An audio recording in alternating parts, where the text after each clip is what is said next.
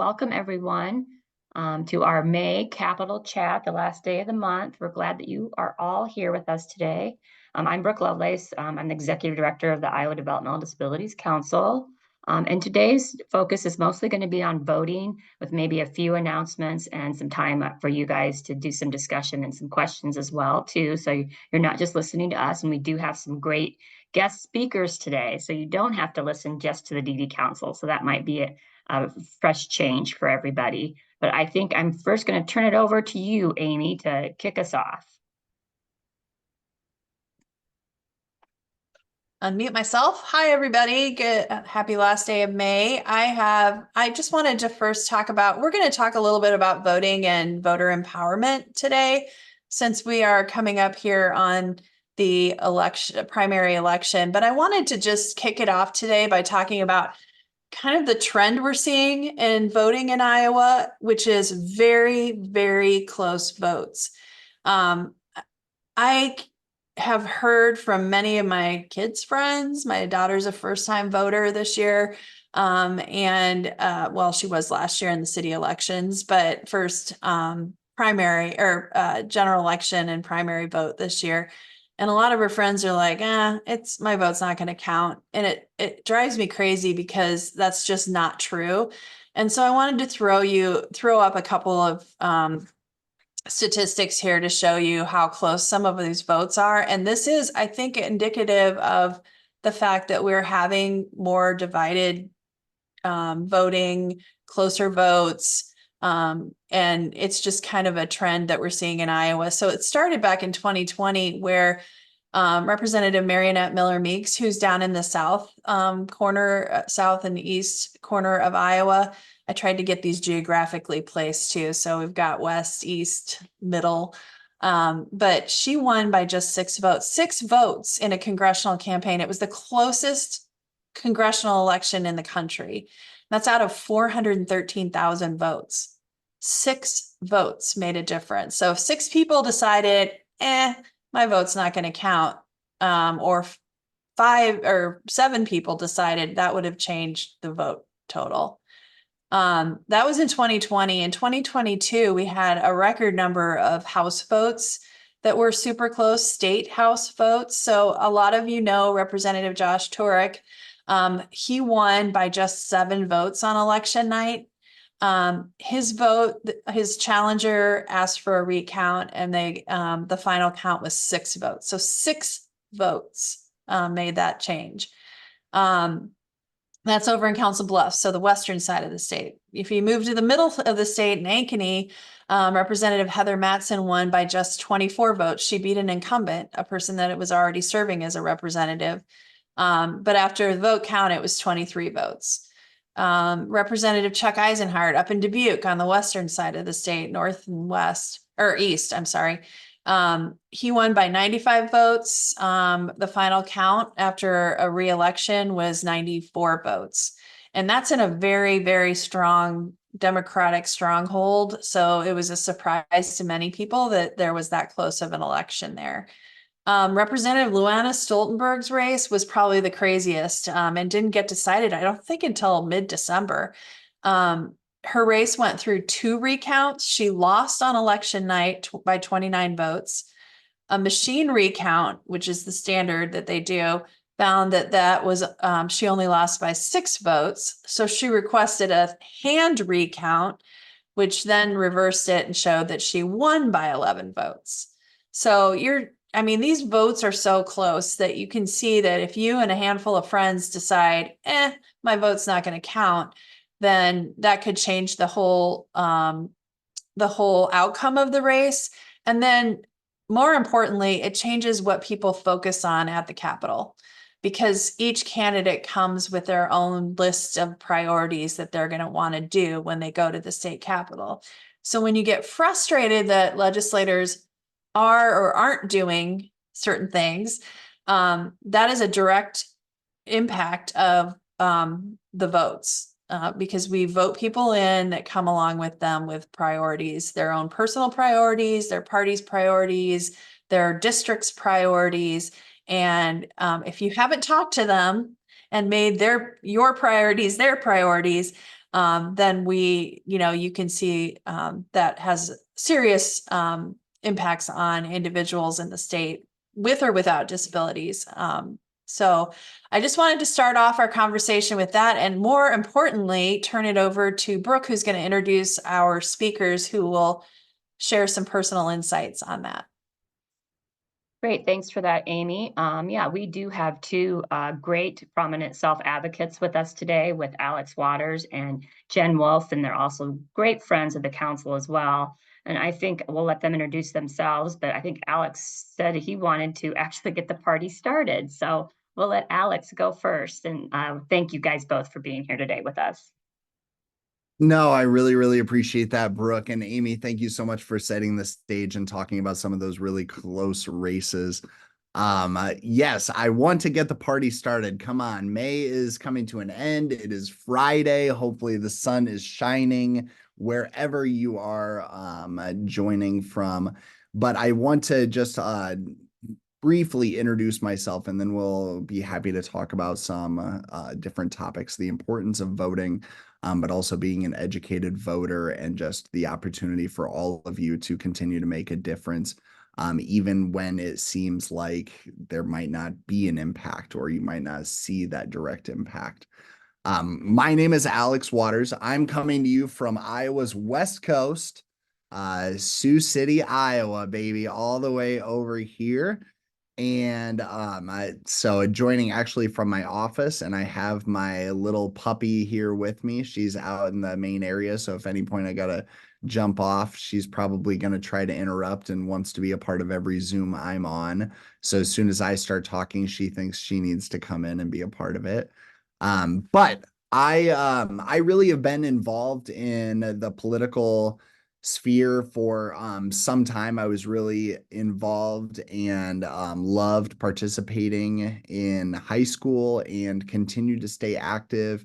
It definitely wasn't a priority to me my whole life, but just something I was mildly interested in, and at least made sure to get out and vote because I did feel that that was important. And then in 2012, I actually started working for President Obama and Vice President Biden's reelection effort, and got even more involved and really started thinking much more critically about issues and the effect that they have on people and how these policies truly translate to impacting people's lives. And I talked to a lot of voters that were, I mean, some were happy, some were unhappy, but they all had such unique contributions and things to offer that as soon as that campaign was over, I thought to myself that I should run for office. And if I'm willing to fight for some of these people that are putting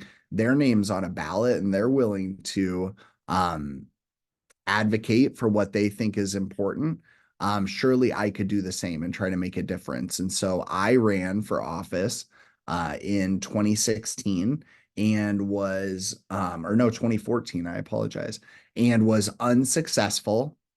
Yep. First time out doesn't always go as planned. And so I lost that race, but my dad would say I'm hard-headed. I would say that I'm determined. And so when another opportunity came up, I decided to run again. There was an opening on the city council. This time, the first race was for the board of supervisors. And so then when the city council seat opened through a vacancy, I applied to fill that vacancy and was selected. And so in February of 2017, I was appointed, and then I was elected at large that November in 17 and reelected in 21. So for those of you that maybe don't know, I serve, like I said, on the city council. There are 5 members total. We all have equal vote. And or Sioux City is Iowa's 4th largest city. So, I mean, you're talking 85,000 people and $200 million plus operating budget, as well as capital improvement budget. So it's a lot of responsibility, but a lot of opportunity. And so I obviously recognize the importance of voting, and it's what helped get me to where I am today and the ability to serve and hopefully push forward a lot of similar issues and concerns and address concerns that maybe some of you have. And so I'm just thankful to be here today and thankful for the opportunity. Okay, so Alex got the party started. Thank you. I'm Jen Wolf. I'm in Waverly, Iowa, in the northeast corner. I had a little bit different learning curve. I did my first protest during the Gulf War in college and went out to DC, and then became disabled much later in life, when I was about 30, and became an occupational therapist, and then got involved in advocacy around 2010, back when Iowa was purple. And going to DC was fun because we had to talk to both the Democrats and the Republicans and try to make a difference. And it was fun. It was a challenge to reach out to both parties. And advocacy is really, really important, and talking to all those different party members. But I wasn't seeing enough. And the more you talk to the disability community, you find out not enough of us are running for office. And I started doing advocacy with a group of folks called Upgrade Medicaid. Shout out to all those folks who did all that really important work in bringing the message of changes to Medicaid. But not a lot was changing legislatively. And so I just decided to run for state Senate, because if anything, I knew I probably wasn't going to run or win because of my district being very red or being very Republican. But I knew it was an opportunity to get the message out about the care crisis in Iowa, that was impacting the disability community, that was impacting our elderly, that was impacting our children. And it did give the opportunity for me to speak several times one-on-one with now Senator Salmon, to get in her ear a little bit about those things. So hopefully she does care a little bit more about those issues in Senate. Anyway, I did lose that first time around, and I wasn't sure I was going to run for office again. But the gal who was in my ward in Waverly was moving to a different ward, was going to run for at large. And she reached out to me and said, "You would be a great council person." And I'd never really thought about that. So I gave some thought and thought, what a great way to make some local changes, to be able to show up and be a person with a disability in an elected office. And so I changed my mind and I ran for office, and I won this time. And one of the best parts about that was one of the first things they had to do is put a ramp into the dais so I could get up to city council with everyone else. And one of the council members said, "We never really thought about that because we didn't think about a person with disability running for office." Well, now they're thinking about that.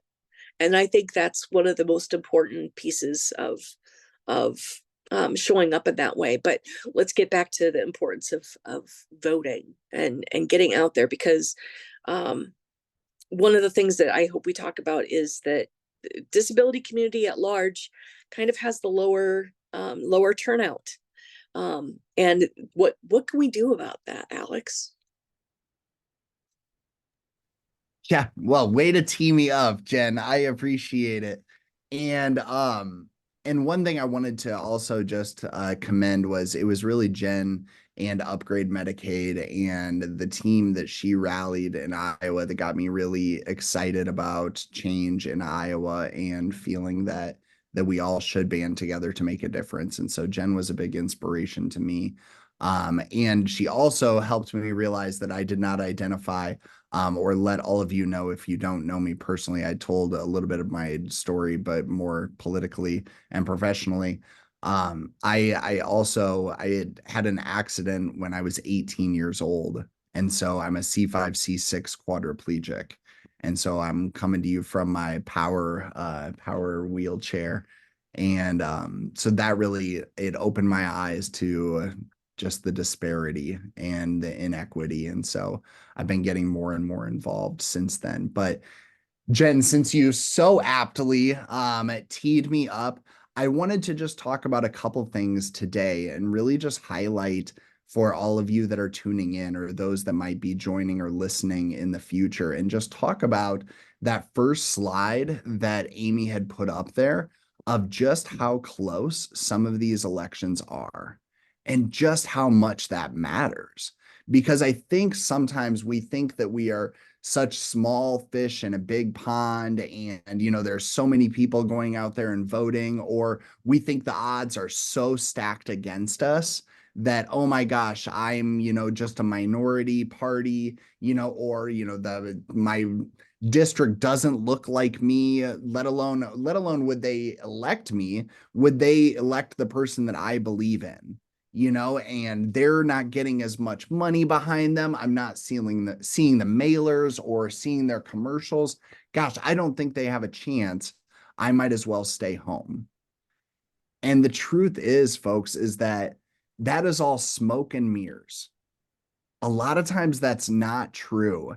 You see, a lot of times I'm seeing it more and more in Iowa, where you're getting big companies and corporations that are pumping money into different candidates' campaigns and putting out a lot of flyers or a lot of advertisements or a lot of things in the media, and it's not translating to votes.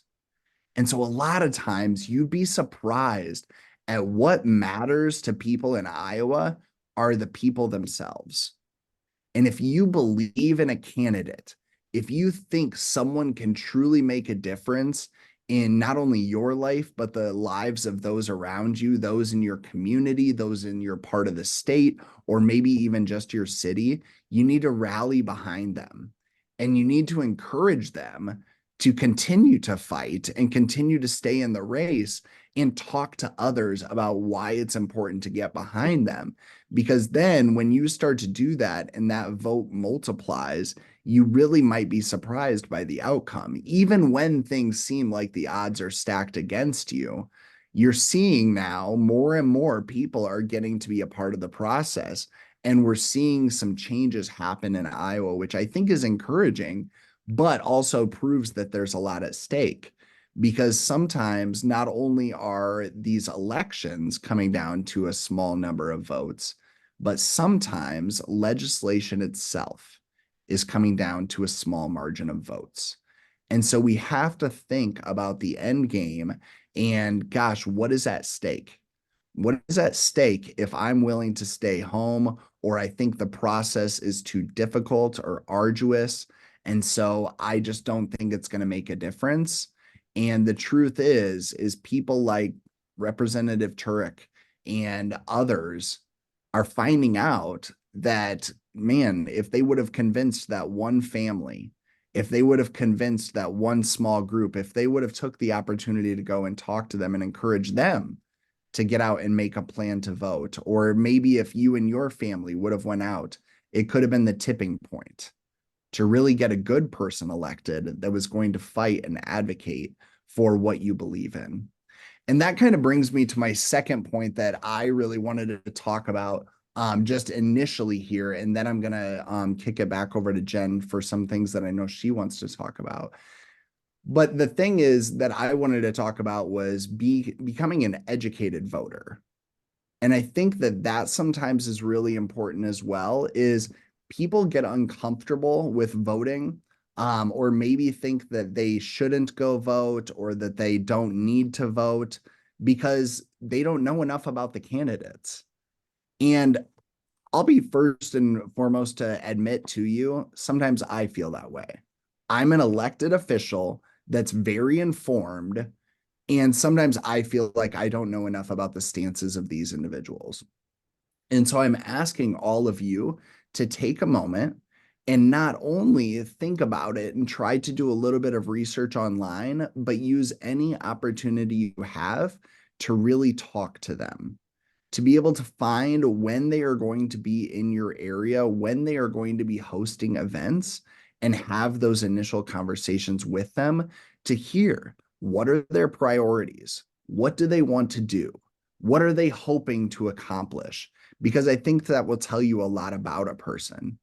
But then secondly, and perhaps most importantly, I would encourage all of you to think about the difference you can make in that elected person's life or in other people's lives that care about the similar things that you do.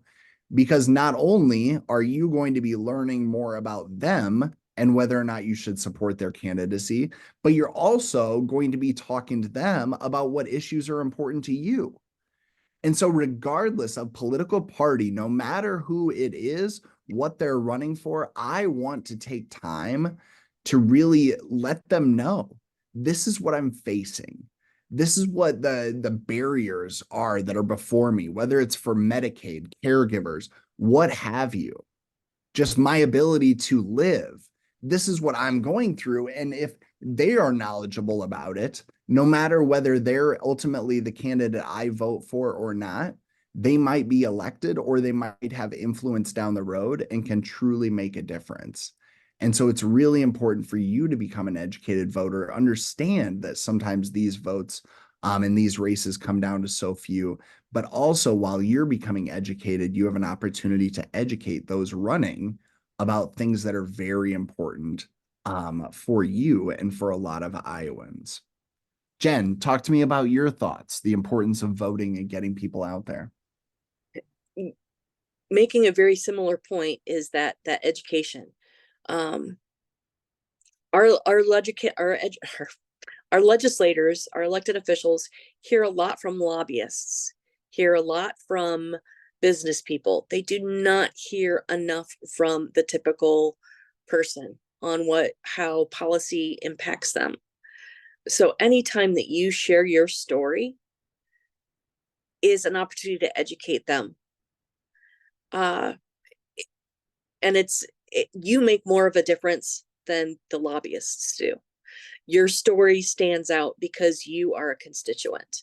You're really important. You don't realize that until you've done it a couple times.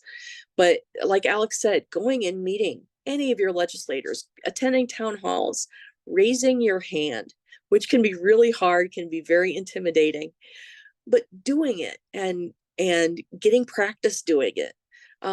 That's the beauty of having groups like Upgrade Medicaid, like Allies and Advocacy, doing great things, helping people share their stories, getting comfortable telling your stories,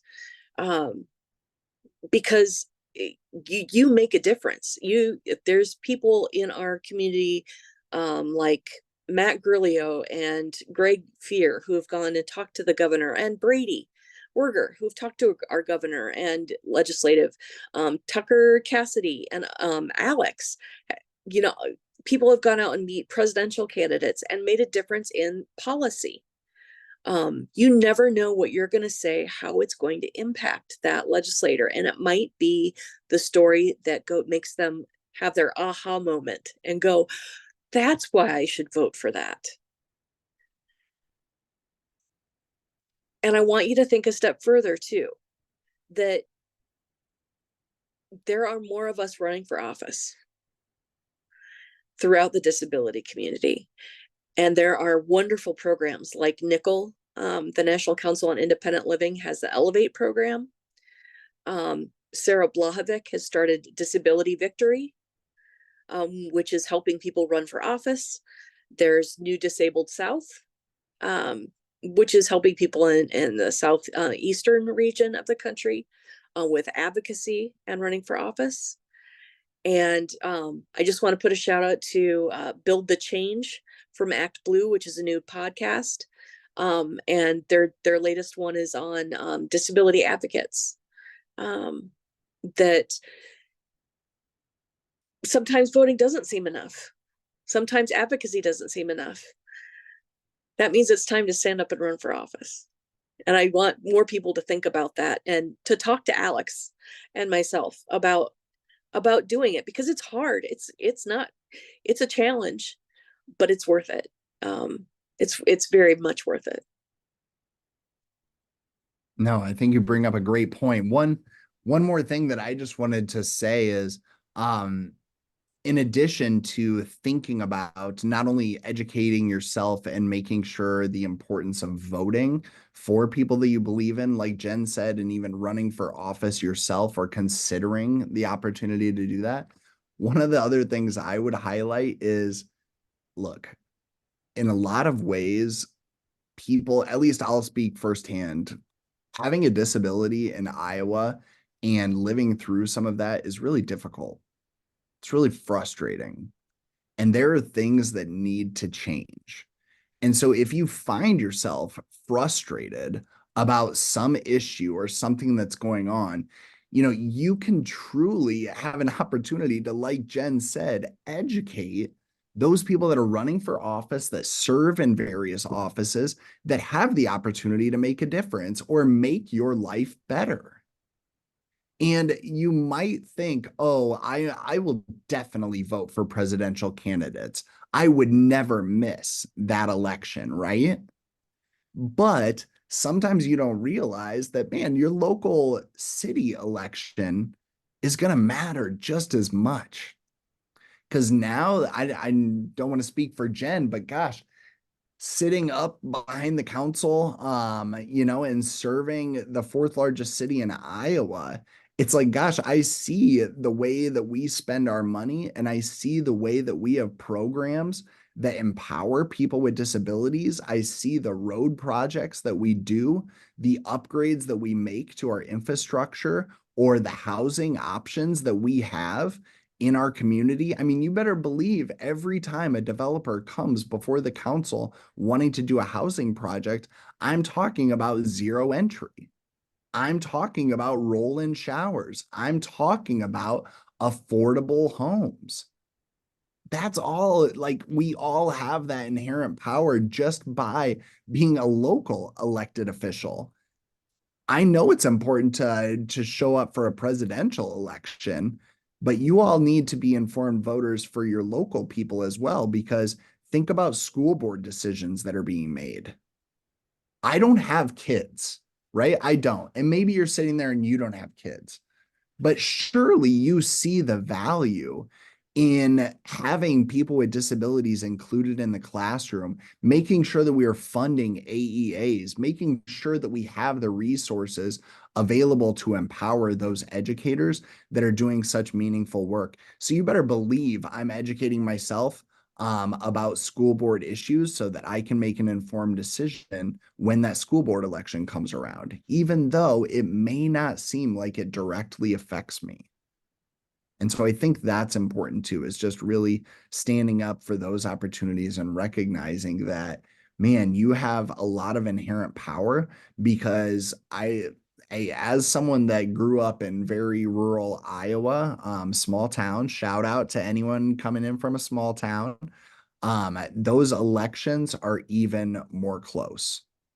I didn't grow up in Sioux City, where elections are, I mean, our last city council election came down to 67 votes. 67. And but when you're talking small town, a town of 500 or 2,000 people, yeah, you're talking 5 to 10 to 15 votes every single election. And that really can sway a lot of things.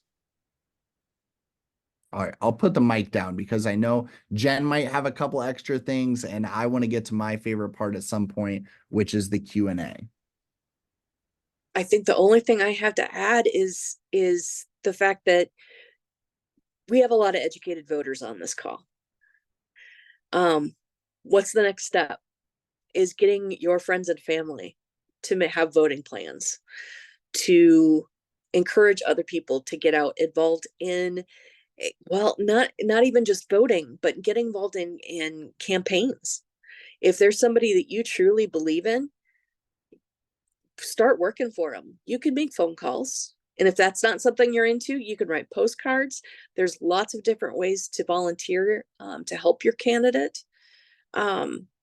There's get involved with your local party. Whatever party you're affiliated with.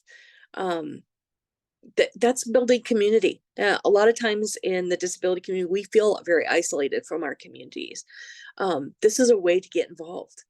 to build social connectedness, which is really important in this day and age.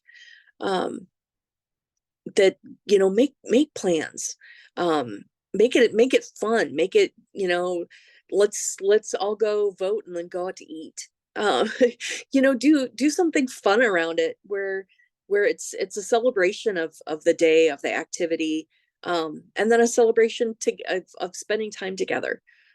So it becomes more of a social activity.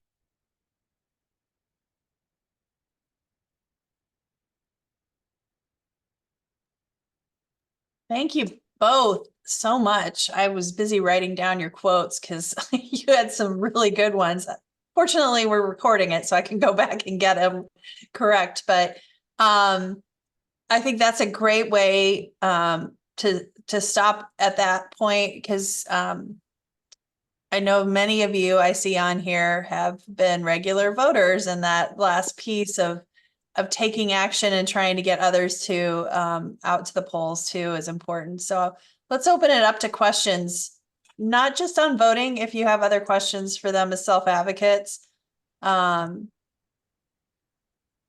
give you all a second to think about it. Just unmute if you want to, unless you all unmute at the same time. Quiet group. Well, we'll be replaying this a lot throughout this election cycle, because the reason we're doing this now is the primary election is on Tuesday. So you or anybody has an absentee ballot, you got to walk, and they haven't mailed it in yet, you got to take it down to the election office before the vote, before election day ends. So Kevin, go ahead. I was just gonna say, I think it was just a really great comment Alex you made about getting out there and I thought you made it, maybe Jennifer, you made the comment, I'm sorry. But just about getting out there and sharing your story. Sometimes it's very easy to get down on the way things are happening or the policies are coming out, and whether or not we really make a difference. But it's that little piece, that putting that pebble out there and moving forward, and hopefully enacting some small change that will then topple down and create a larger change. So thank you for that reminder. Yeah. Well, and one thing, Kevin, too, because I think it was Jen about the importance of your story. And I remember when she was inspiring me years ago to think through that lens, it's like, it at least felt like I wasn't struggling alone. When I was hearing some of those things that other people were going through and that they were frustrated with as well. And then I felt empowered to share that with people and elected officials. And the more they hear that similar story, the more likely they are to enact change.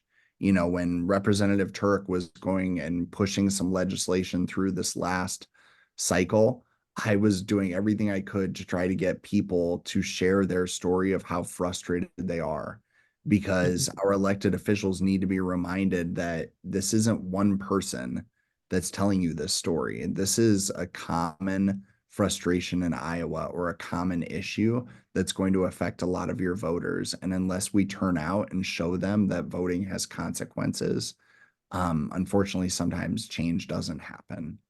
And I think that those stories stick with people. I mean, look, elected officials love getting behind a podium and telling a personal story, or, like, oh, I met this one person in Pennsylvania and this person did this. And, I mean, come on, we've all heard elected officials do that. They're looking for those stories.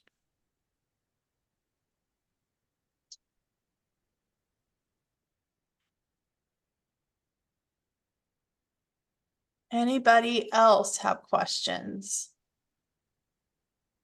While you're thinking, I just want to reiterate, we saw a record number of bills related to disability priorities this year. I'm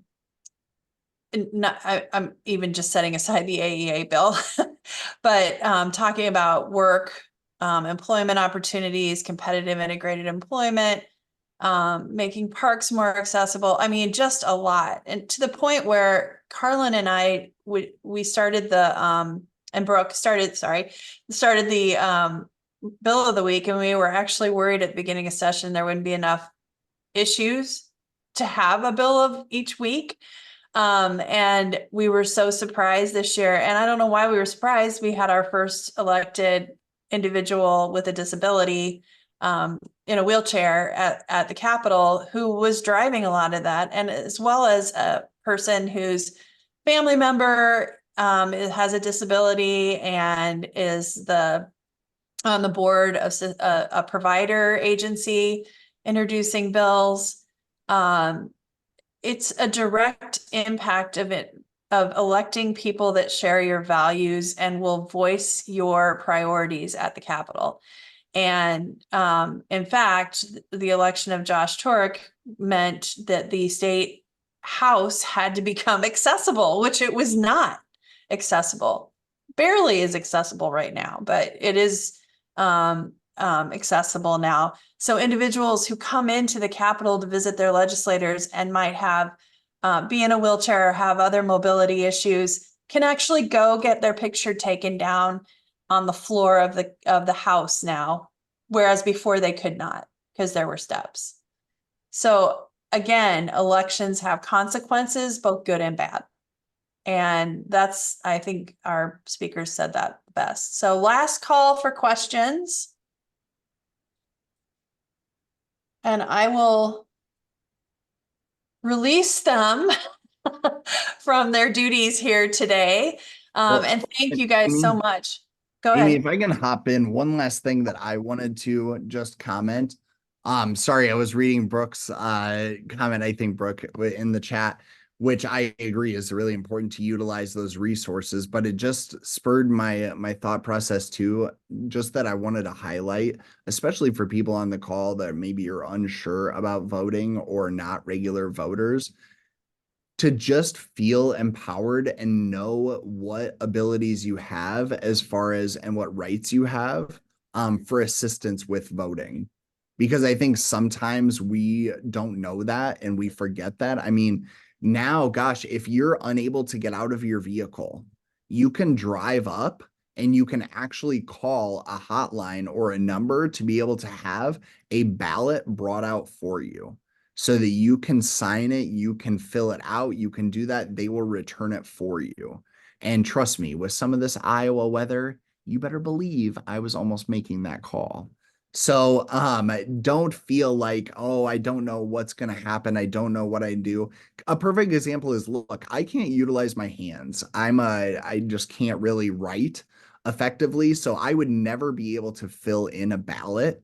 And that makes me a little nervous. Like, I remember I was apprehensive, sometimes going there. The good news is they have to have poll workers that are there to assist you. And it's also law, and they should have this there, where a representative from each party has to go with there and represent to ensure that they are marking your ballot accurately.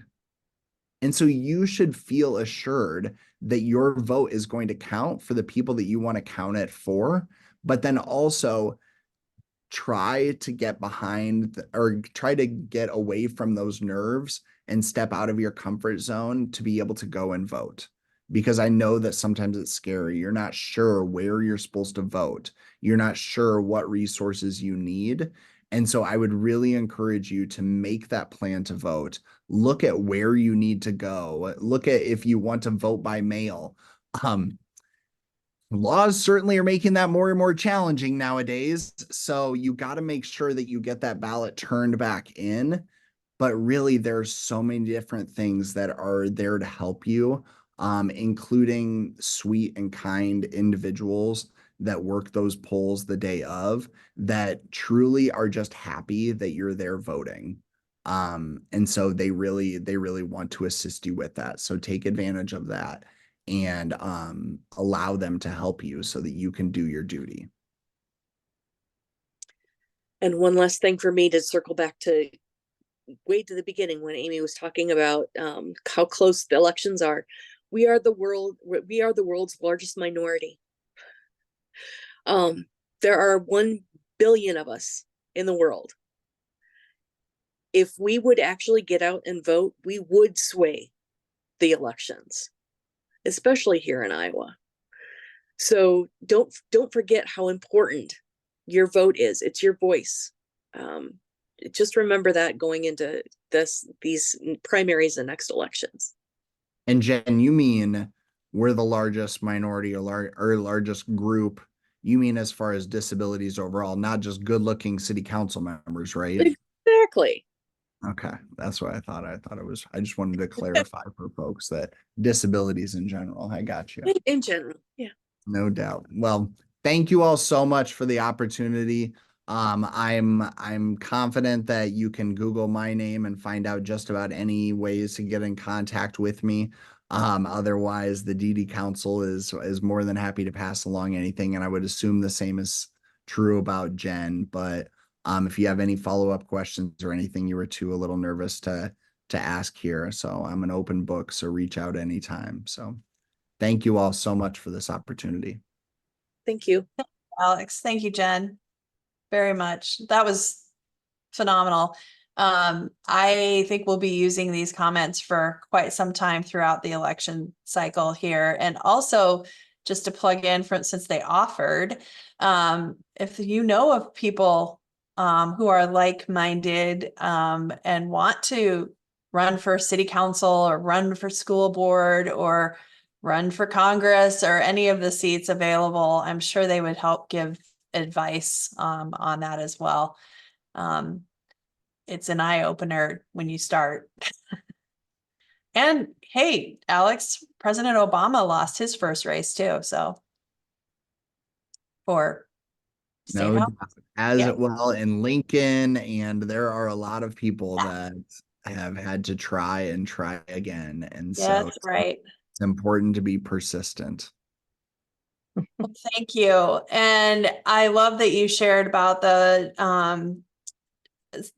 voting, curbside voting, a great opportunity to exercise that right to do that. And I think we're getting more and more sophisticated as a state in being able to make that easier. It didn't used to be so easy, but it's getting a lot easier. I'm just going to throw up a screen here, not throw up, but put up a screen here with the dates. I just wanted to make sure everybody knew that the election is, Tuesday. So again, if you have a ballot that you've voted on, but haven't put it in the mail yet, you're gonna have to take it to your county auditor's office. The post office is probably not going to be able to get it to them before the polls close on June 4th. So also, if you're busy on June 4th or going to be out of town, or it looks like there's going to be another tornado or whatever may happen in Iowa weather, you can still vote in person. It's in-person early voting. So it's like an absentee, you'll get an absentee ballot, but you vote it right there in the auditor's office. You can do that on Monday. I can't remember. Is it open this Saturday too?